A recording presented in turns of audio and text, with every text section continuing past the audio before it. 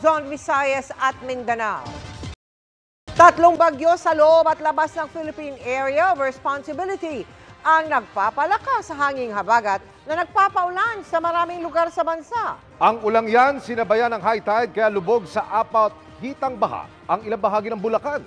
Kinailangan pang magpakawala ng tubig mula sa Ipo Dam, kaya pinag-iingat ang mga nakatira malapit sa Angat River. Ang sitwasyon doon, tinututukan live ni Dano Tingkong.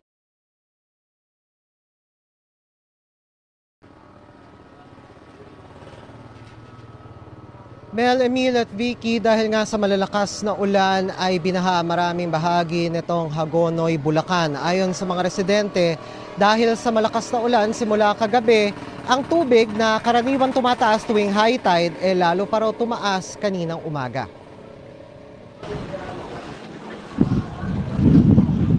Hindi na bago sa maraming mga taga-Hagonoy ang baha lalo tuwing high tide. Pero sa halip na karaniwang kalahating binting taas ng tubig lang, abot hita ang sumalubong sa kanilang baha kaninang umaga matapos ang dire-diretsyong pag-ulan. Parang mas malalim pa sa high tide, lumala pa. Hanggang hita. Mababasa yung short. Hindi na nga kami makapaghanap buhay ng maayos. Hindi na makapasok yung mga bata. Ngayong hapon, bumaba naman kahit papano ang tubig. Pero dahil hindi pa tuluyang humuhupa, apektado ang kainan ni Aling Jovita. Dumating yung tubig alas 8. Malakas pa yung ulan, umaga. Halos po magdamagat hanggang umaga yung umuulan. Tapos, ano nangyari? Kaya po, ganyan. High tide.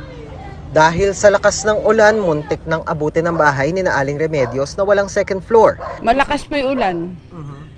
Tapos, yun, lumaki na yung tubig kasi malaki. Araw-araw po yun, malaki high tide. Simula sa gabi, ayun, hanggang paumaga na po, hanggang ganitong oras po ang tuyo.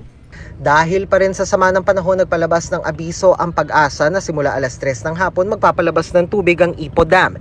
Isang spillway gate na bukas na may paunang palabas ng tubig na 61 cubic meters per second. Ibig sabihin, kailangan maghanda mga nakatira malapit sa Angat River ng posibleng pagbaha lalo sa mga nakatira malapit sa ilog at sa mga mabababang lugar sa Norsagaray, Angat, San Rafael, Bustos, Baliwag, Pulilan, Plaridel, Kalumpit, Paumbong at dito sa Hagonoy. Ayon sa Bulacan PDRRMO, sa coastal areas na itala ang pagbaha, partikular sa Hagonoy, Obando, Paumbong at Kalumpit. Nilinaw ng PDRRMO na hindi direktang epekto ng pag-ulan ng pagbaha kanina, kundi dahil sa taas ng high tide kaninang alas 10 ng umaga na umabot sa 4.47 feet. Hindi rin daw magdudulot ng karagdagang pagbaha ang pagpapakawala ng tubig ng Ipo Dam. Inihahanda rin ang mga gamit sa sandaling mangailangan ng preemptive evacuation, lalo kung tuloy-tuloy ang mga pag-ulan sa mga susunod na oras at araw. Kayang-kaya pang saluhin, wala pang dapat maging kaba ang ating mga cities and municipalities, all LGUs along Angat River. Yung releases ng Ipo ay minor pa yan. Nasabi ko nga, nasa orange lang tayo, hindi pa ito magkukos ng flooding. But po sa area ng Norsagaray, kasi ayan ang unang babagsakan yan. No? Bago yung kumalat ng pababa, yung area ng Norsagaray ang binibigyan natin ng warning kasi maaaring mag-cause yan ng kaunting flash flood.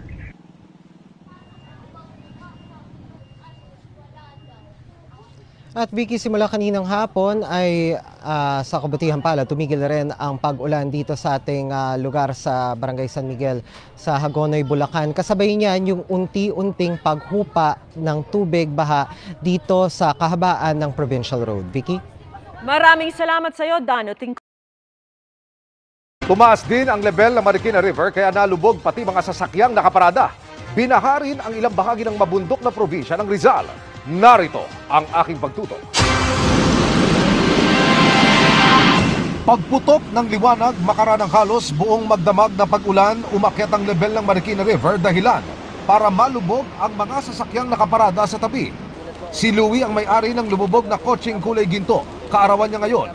At birthday gift daw ng misis niya ang kotseng bubunga na lang ang kita ng kanyang datnan kaninang umaga. Hindi ko po namalayan siya na tataas yung tubig kasi nung gabi pagpunta ko rito, okay pa naman, hindi pa mataas yung tubig.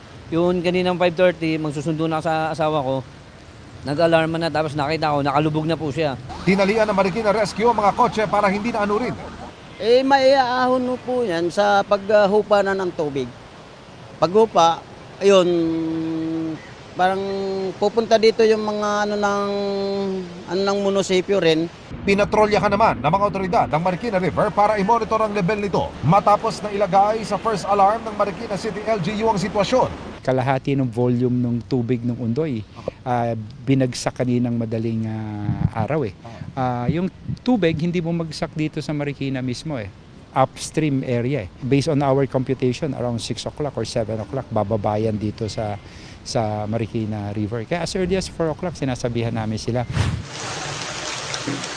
Samantala sa Taytay Rizal naman, baha ang bumungad sa mga residente pagliwanag kanina. Mula sa kalsada pumasok ang tubig sa bakuran ng mga bahay. Sakuha naman ng mga residente sa ilog na sakop ng Sitio Wawa, Barangay San Rafael sa Rodriguez Rizal. Kita ang puwersa ng tubig na bumabagsak mula sa kabundukan. Kaninang hapon, kinumpirma naman ng Rizal Provincial Government na wala na silang naitalang iba pang flooded areas. Sa sakayan naman ng mga bangka na tatawid patungong Talim Island sa Binangon ng Rizal, kapansin-pansin ang paghihigpit na ginagawa ngayon ng Philippine Coast Guard at Binangon ng LGU. Makaraan ang trahedyang naganap rito kamakailan sa pagtaob ng isang bangka kung saan halos 30 ang namatay. Mapapansin maluwag ang seating arrangement ng mga buwibiyaking bangkang demotor. Bibigay na tayo ng tamang bilang ng pasahero at siyempre inuobliga natin magsuot ng life jacket. Iwalay na rin po natin yung mga large scale na cargo po nila. Dinagdagan rin po natin yung mga tao na nandun na naka-duty. Para po 24/7 po meron pong nagbabantay doon para masiguro na napapatupad po yung mga safety inspection na kinakailangan bago po umalis yung mga motorbangka. Para sa GMA Integrated News, Emil Sumangil, nakatutok, 24 oras.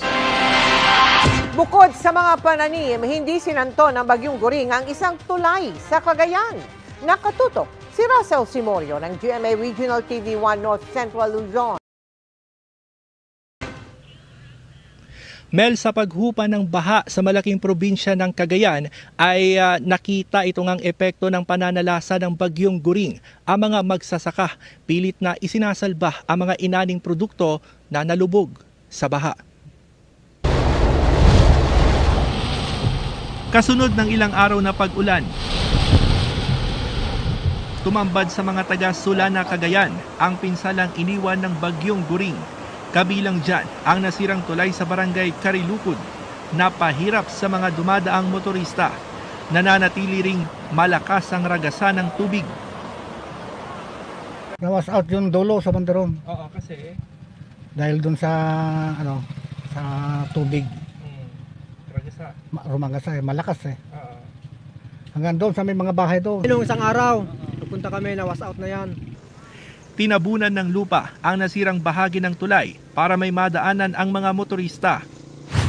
Sa barangay Kalilawan, pilit namang isinasalba ng ilang magsasaka ang mga aning palay na nalubog sa baha. Posible raw kasing mabulok ang mga ani kung hindi ito matuyo sa lalong madaling panahon. 2 hektarya, hindi pa ma-repair. Pina-repair namin kapon, tatapon naman, basa. Kaya dapat matuyo yung kwan. Yung kwan niya, diameter niya, para may makuha. Sa ngayon, tuloy-tuloy ang clearing operations sa mga lugar na nakapagtala ng pagguho ng lupa. Gaya ng nangyaring landslide sa barangay Patagilig, Peña Blanca, Cagayan. Nagsagawa rin ng flushing para maalis ang makapal na putik. Ayon sa PDRRMO, may mga naitala ring landslide sa mga bayan ng Rizal, Gataran at Pamplona. Wala namang nasaktan sa nangyaring mga landslide. Saturated na yung mga soil natin kasi sunod na ilang araw din ang pag-uulan, moderate to heavy rains, no? Kaya because of desaturation, bumaba yung mga nagkaroon tayo ng soil erosion. Possible na rin daw ang maraming kalsada at tulay na binaha. Lahat ng waterways natin ay receding na, pababa na lahat ng mga tubig. That became his basis on lifting the suspension of the classes. Pero nananatiling suspindido ang klase sa lahat ng antas ng Apari, Bugay at Claveria dahil sa mga nasirang silid-aralan.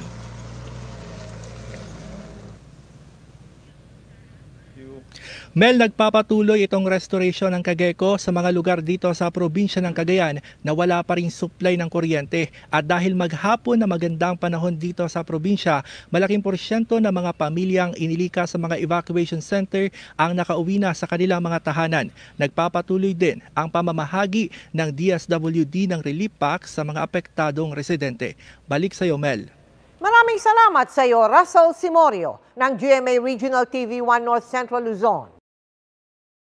Tinanggi ng AFP na miyembro ng intelligence service nila ang rider na nakuha ng kaalitan ng isang pulis sa isang viral videong kuha po sa Makati. Iniimbestigahan na rin ng PNP ang paliwanag ng kanilang tauhan na nagsumiti na ng salaysay. At nakatutok si Cedric Castillo. Bago pa man mag-viral ang pagpapambuno ng pulis at isang rider na yan sa Makati, dati na di umanong wanted ang rider na kinilalang si Angelito Rencio. Si Rencio ang nakahiga sa video at pinipigilang makatayo ng pulis Pasay na si Police Staff Sergeant Marsan Dolipas, nagpakilalang retired intelligence operative ng Armed Forces of the Philippines si Rencio. Meron siyang standing na warrant of arrest sa qualified theft. In other cases na involved siya sa usurpation of authority, and I think we are verifying if he already posted bail. We already coordinated sa possible whereabouts niya sa Laguna, Parañaque, as well as far as Pangasinan. Patuloy pa rin ang paghahanap kay Rencio na pinayagang makauwi para kunin di umano ang mga kaukulang papeles nang narecover sa kanyang baril. Tukoy na raw ng pulisya kung kanino nakarehistro ang baril na bitbit ni Rencio. The serial number ay naka-assign doon sa isang security agency. So we are now verifying dun sa security agency. Mismong ang Armed Forces of the Philippines, pinabulaan ng miyembro ng intelligence service nito si Rencio. Hindi rin siya retiradong sundalo o reservist, ayon naman sa Philippine Army. Naghain na ng reklamong usurpation of authority, illegal possession of firearms at resisting arrest sa Makati Prosecutor's Office ang Police Pasay na nakaalitan ni Rencio. Ayon kay Police Staff Sergeant Dolipas, apektado na ang kanyang pamilya dahil sa nag-viral na video. Mayabang daw ako kasi daw pulis pa ako, may baril ako. Sa mata kasi ng mga tao, sir, is hindi maganda yung ginawa natin. Pero nakita naman ng mga tao na ginagawa lang natin yung trabaho natin at wala po naman po tayo talagang intensyon na saktan yung tao. Kwento ni Dolipas, matapos singitan at murahin, ipinakita di umano ni Rencio na armado siya. Sabi ko sa kanya, "Sir, kuya, mag-ingat naman kayo. Dahan-dahan naman sa pagmamaniho, muntikan ko na kayong mabangga ka ako." Ang sagot niya sa akin, mo, nag-dirty finger. Tinaas niya yung kanang bahagi, gamit yung kanang kamay. Tinaas niya yung kanang bahagi ng t-shirt niya sa may baywang. Doon ko nakita na may baril. Ang akala ko nga, sir, bubunutan niya. Kaya nagulat din ako, sir. Ninervyos ako, sir. SOP kasi yan, sir, kasi nasubdue mo na yung tao, sir. Pag nasubdue mo na yung tao, wala nang imminent danger sa'yo, sir. Yung baril mo dapat hindi nakatutok sa tao, sir. Iniimbestigahan din ng pulisya ang bersyon ni Dolipas. Kanina, humarap na si Dolipas sa National Police Commission para magbigay ng salaysay. Para sa GMA Integrated News, Cedric Castillo, nakatutok, 24 oras. Babala ang Justice Department sa mga manggugulo sa kaso, kaugnay ng mga nawawalang sabungero. Kasunod kasi ng pag-atras ng kaso ng ilang kaanak, ayaw na ring humarap sa korte ng nag-iisang testigo sa itinuturing na case number 1. Nakatutok si Salima Refran. Permadong ayaw nang humarap sa korte na nag-iisang testigo sa case number 1 ng mga nawawalang sabungero sa Maynila. Bukod sa affidavit of recantation, nagain pa raw siya ng mosyon para ipabasura na ang kasong kidnapping at serious illegal detention. Ang final nila is a joint motion to dismiss. Kasabay nito yung mga abogado ng akusado. Pinagsabay nila yon sa paniniwala siguro na kapag kinatigan ng husgado yung sinasabing joint, yung kanyang affidavit of recantation, ito'y sapat na basihan para ang kaso totally mawala na. Si alias RV na humarap sa GMA Integrated News noon ang nag-iisang testigong hawak ng Special Investigation Task Group kaugnay ng kaso ng nawawalang 6 na sabungerong nag-derby sa Manila Arena noong January 13. Siya ang tumukoy sa 6 na security personnel na nagsagawa umano ng pagdukot. Pero ayaw na raw makipagtulungan ngayon ni RV. Wala siya binibigay na dahilan. Ang sinasabi niya lang doon sa kanyang salaysay is, hindi na ako interesado at ayaw ko nang ipagpatuloy itong kaso na to. Hindi niya sinasabing inuurong niya yung kanyang naunang binigay na salaysay o binabawi niya. Gayunman, hindi naman daw ito iniinda ng prosekusyon. Tuloy pa rin daw ang kaso kahit nauna nang umatras sa mga kaanak ng 6 na sabongero. So, naglabas ng order ang husgado na dinideny niya yung joint motion to dismiss. Kung merong agam-agam ng kahit na sinong biktima o kung sino mang testigo na may pananakot o pagbabanta sa buhay nila, pwede nilang ilapit sa amin at pwede nating tugunan ng kaukulang seguridad. Pero babala ng mismong Justice Secretary sa mga nais manggulo o manligaw sa kaso. If these witnesses will obstruct justice, we will still go after them. Hindi pa rin tayo papayag. Kasi bago ko ng statement sa bandang dulo, andyan na nakasalalay yung ibang kaso, hindi naman pwede yun. Para sa GMA Integrated News, Sanima Rafra, nakatutok 24 oras. Pinabagal ng mga pagbaha ang daloy ng trapiko sa ilang lugar sa Maynila. Kamusay na po natin ang latest sa live na pagtutok ni Tina.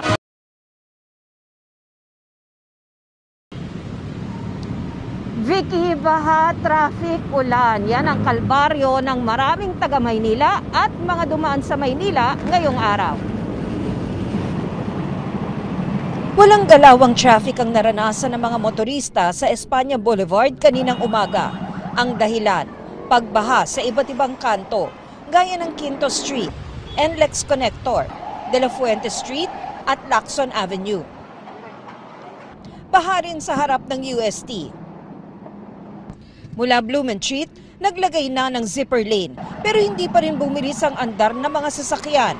Pero kung may mga motoristang stranded, may mga naglakas loob ding lumusong sa malalim na tubig. Ang ilang pedestrian naman, naglakad na lang sa baha. Dumiskarte naman ang ilan sa pinagdugtong-dugtong na apakan o karitong nilagyan ng upuan. Baha rin sa Taft Avenue. Maliban sa Espanya at Taft, minomonitor din ng Manila Disaster Risk Reduction and Management Office ang Rojas Boulevard.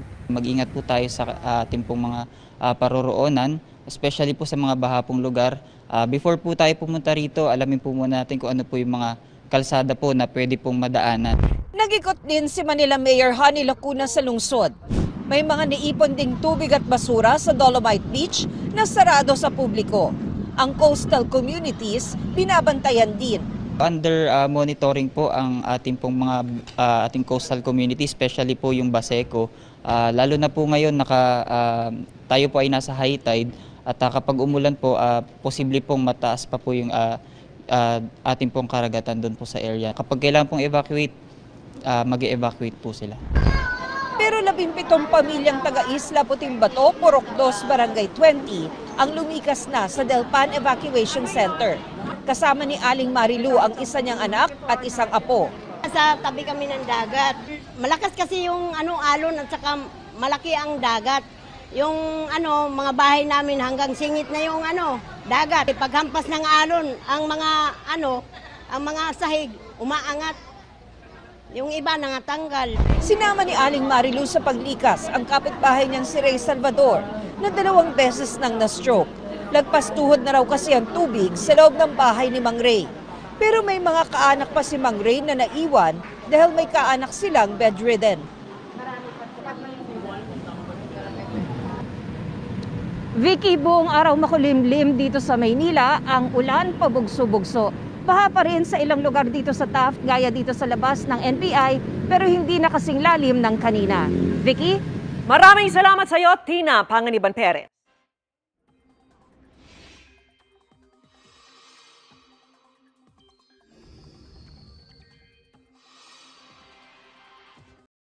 Maulan sa magdamag sa ilang lugar sa bansa, kabilang po sa Metro Manila. Magtutuloy-tuloy pa kaya yan sa mga susunod na oras? Alamin natin yan live mula kay Marine Drivers ng GMA Integrated News Weather Center. Salamat Salamat, Emil, at magandang gabi mga kapuso. Nandito po tayo ngayon sa NEPA Q-Mart, Quezon City, kung saan katitigil lang ng ulan. Pero yung halos buong araw ho na pag-ulan na naranasan natin sa Metro Manila, pati sa ilang parte ng bansa, ay dahil ho yan sa hanging habagat na pinalakas ng 3 bagyo sa loob at sa labas ng Philippine Area of Responsibility. Wala na po ang Super Typhoon Goring o Saula sa loob ng PAR at patuloy ho ang paglayo niyan sa bansa. Ang Severe Tropical Storm Hana ang bagyong nasa loob ng PAR at huling namataan sa layong 1,035 kilometers silangan ng extreme northern Luzon. Taglay ho nito ang lakas ng hangin na 110 kilometers per hour at pagbugsong aabot sa 135 kilometers per hour. Kumikilos ito pakanluran sa bilis na 15 kilometers per hour.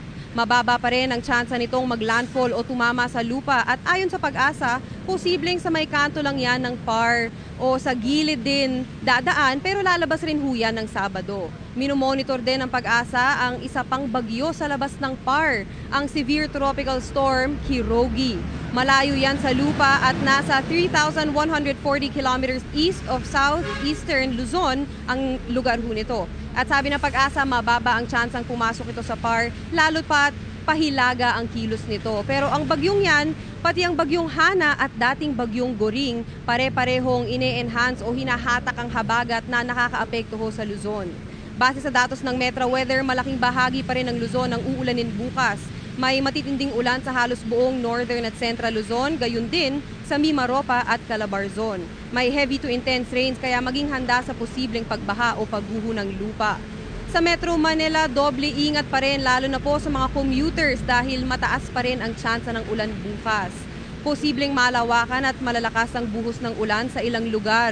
Kaya kung kailangan po talagang lumabas ng bahay, huwag ho kalimutang magdala ng payong o kapote. Sa mga kapuso natin sa Visayas, may mga pag-ulan pa rin sa western at eastern portions. At para naman po sa mga taga Mindanao, may mga kalat-kalat na ulan sa hapon sa Zamboanga Peninsula, northern Mindanao at Caraga. Para naman din ho sa mga sasakyang pandagat, maalon pa rin at delikadong maglayag sa halos buong baybayin ng Luzon at ng Visayas. Ngayon ho, dito sa Quezon City, kakatigil lang ho ng ulan pero wag ho tayo magpakampante dahil malaki ho yung tsansa na pabugso-bugso pa rin ang ulan sa susunod na araw at mamayang gabi. Yun lang ho at yan muna ang latest sa lagay ng panahon. Ako po si Maureen Shrivers para sa GMA Integrated News Weather Center. Kami ang inyong maasahan, anuman ang panahon. Maraming salamat, Maureen Shrivers. Ay ng perwisyong baha ang pagtama ng buhawi na sumira sa ilang bahay sa Ilocos Sur. Ang sitwasyon doon tinutukan live ni Ivy Hernando ng GMA Regional TV1.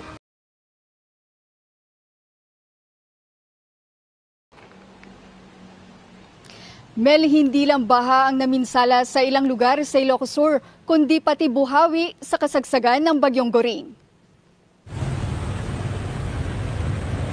Pasado alas 2 kahapon, nakunan ito sa San Vicente, Ilocos Sur.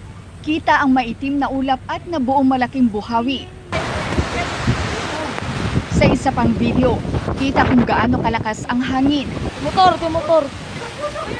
Kaya agad na inilipat ng mga tao ang kanilang mga motorsiklo.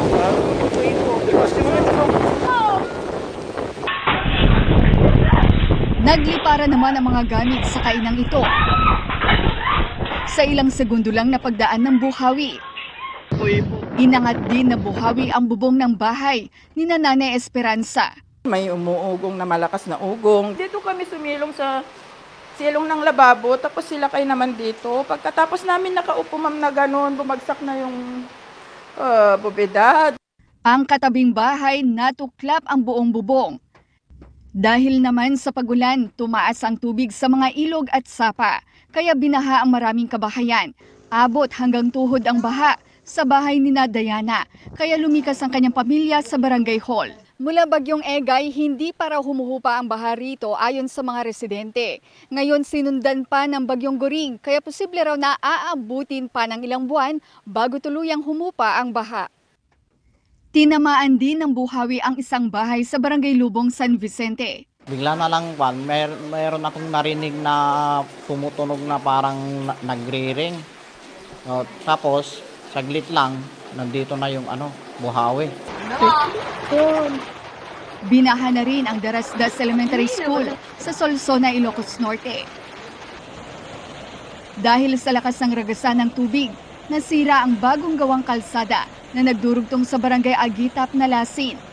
Dahil sa pag-apaw ng ilog sa Luwag City, nasira ang dike at gumuho ang waiting shed sa barangay Gabu Norte. Binaha rin ang 5 barangay sa Paway, Ilocos Norte. Ekta-ektaryang palayan ang nalubog sa baha matapos umapaw ang ilog. Nangangamba rin ang ilang magsasaka sa Bacara, Ilocos Norte na wala na silang aanihin dahil 2 beses nang nalubog sa baha ang kanilang pananim na palay. Yung talagang may pinsala, yung nasa reproductive stage na at saka may mga natabunan, may mga nalubog, yun ang tinitingnan natin, i-assess kung talagang magkano, kung ilang hektarya ang apektado dito.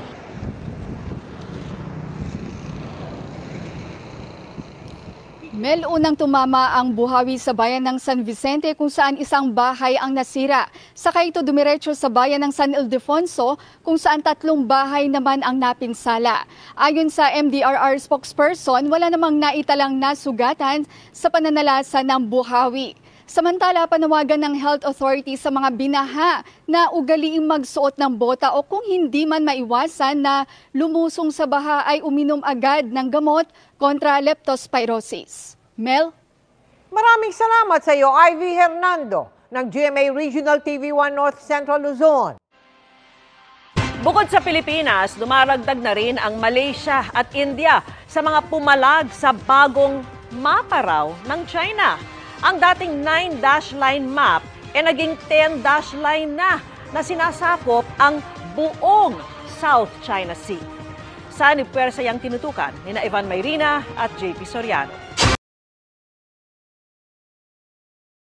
Mula sa dating 9-dash line map ng China na umaangkin na sa halos buong South China Sea kasama na ang West Philippine Sea, naging 10-dash line na ang nakalagay sa bagong mapa ng China. Ang ating embahada sa Beijing, kinumpirmang ganito na raw ang pinalalabas ng China sa kanilang 2023 version of China Standard Map. They put on record their claims over the disputed regions in India. They placed on record that Taiwan is part of China. Also that the 9-dash line continues to be their national boundaries. Pero sa opisyal na pahayag ng gobyerno ng Pilipinas, hindi raw kailanman kikilalanin ng Pilipinas ang 10-dash line map ng China.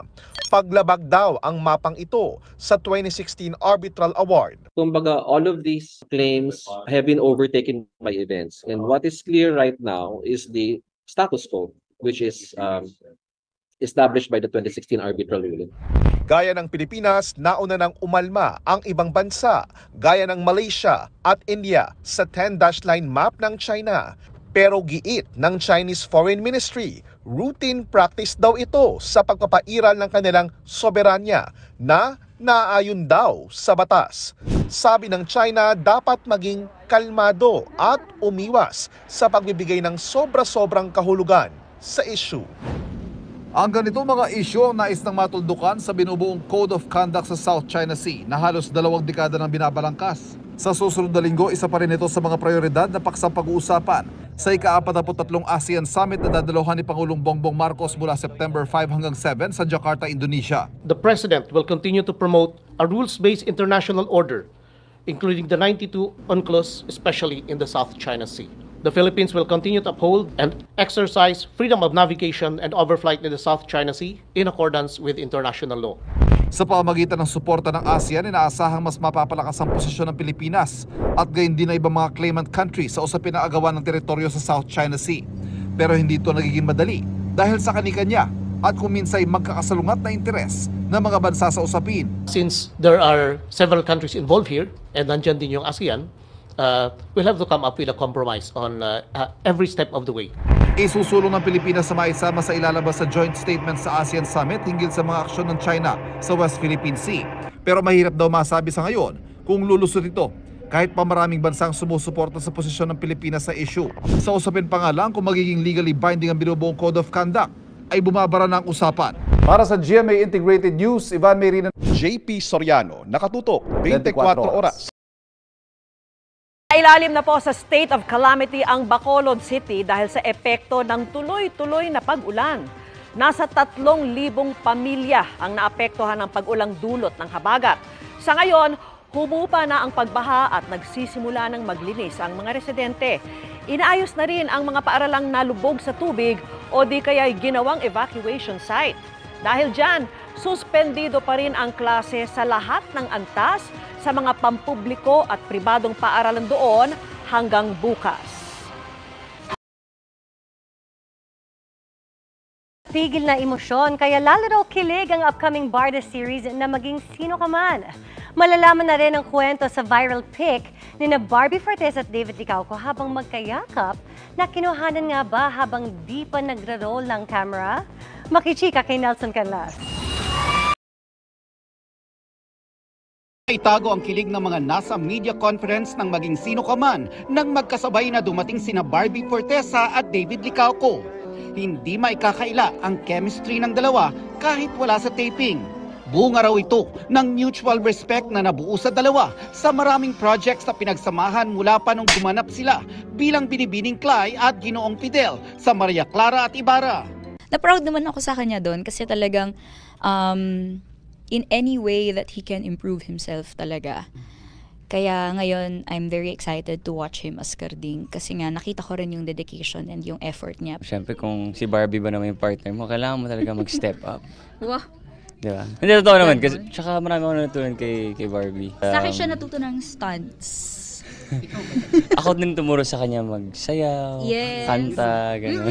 Siya din. Oh, ganun lang din, tulungan. Naiilang ako kasi may mga times na sa taping ngayon, nagtatanong siya sa akin, oh, ano dapat motivation ko dito? Tapos ako parang, ha? Actually, never niya ako sinagot kasi siguro inisip niya. Kasi nahihiya ako, hindi ko kasi alam kung seryoso. Pero seryoso yung tanong ko talaga. Kakaibang kilig daw ang hatid ng serye dahil pigil na pigil ang emosyon sa bawat eksena. Yung romance medyo, I think mas may intensify kasi may pagpigil, may resistance, kaya masaya siya laruin. Ikinuwento rin ng dalawa ang viral picture kung saan nakunan silang magkayakap sa set. Eksena ba ito ng serye o hindi pa rumorolyo ang mga kamera? Nang makunan ito, Tulog talaga kami nun. Tulog talaga kami. Kasi pagod na eh. Yes. Pagod na kami nun. To be honest, ano yun, hindi pa take yun, pero binablock na kasi ni Direk. Natawa lang ako kasi yung unang take namin nun, ang dapat na mas yayakap ako. Tapos nung pumitik yung AD namin, siya yung mas yumakap sa akin. Tama ba? Oh, see? Nelson Canlas, updated sa Showbiz Happening.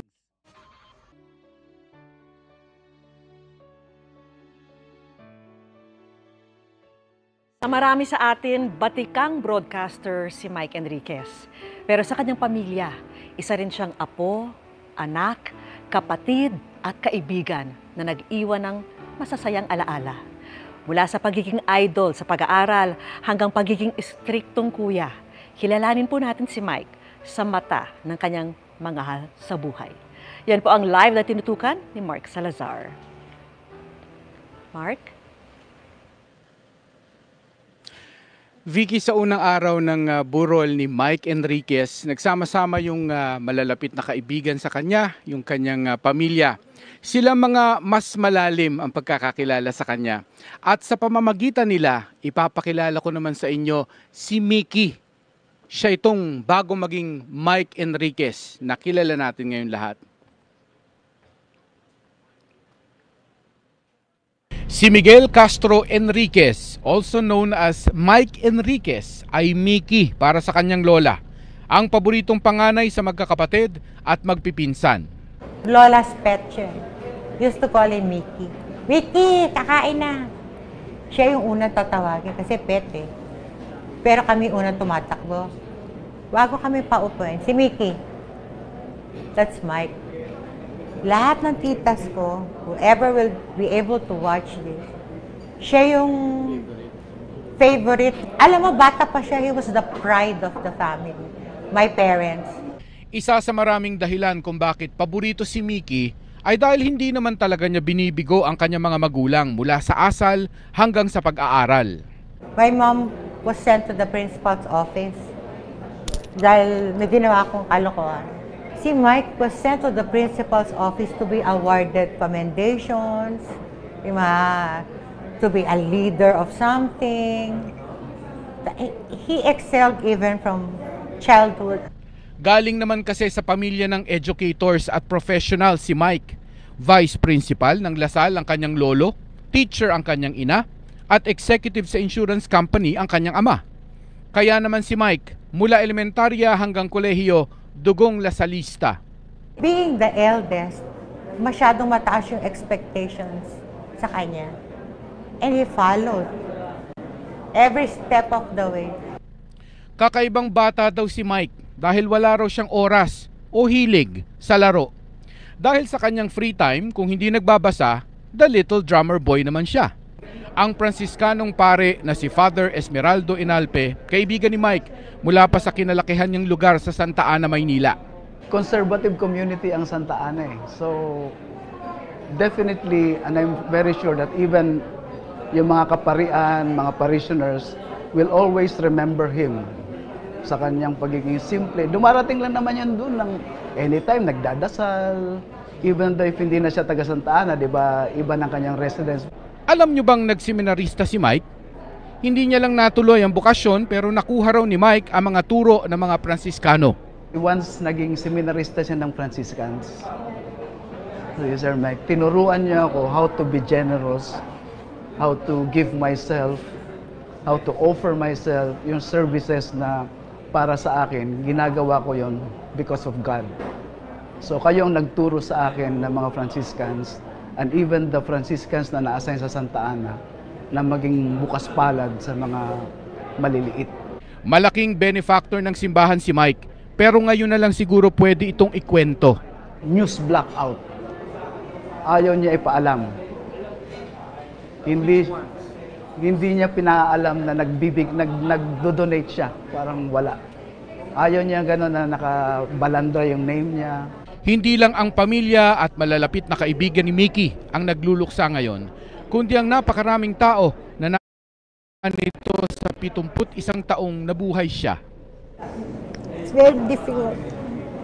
I will miss that. Siya yung anchor ko. It's my rock.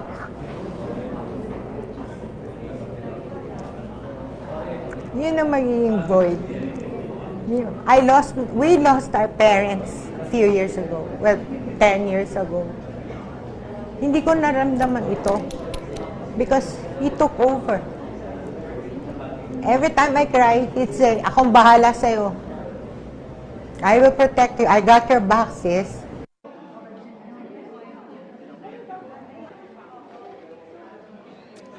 Bibigyan din ko lamang, Vicky, na itong una't ikalawang araw ng wake ni Mike Enriquez ay nakalaan lamang sa malalapit na kaibigan at pamilya. Samantalang sa Sabado ay bubuksan na ito sa publiko from 8 a.m. to 3 p.m. May pakiusap din yung pamilya sa mga gusto magbigay ng bulaklak na baka maaari ay magbigay na lang po kayo ng donasyon sa GMA Kapuso Foundation. Vicky? Maraming salamat sa iyo, Mark Salazar.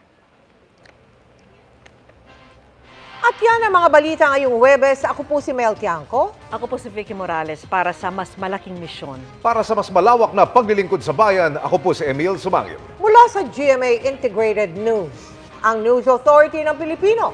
Nakatuto kami 24 oras.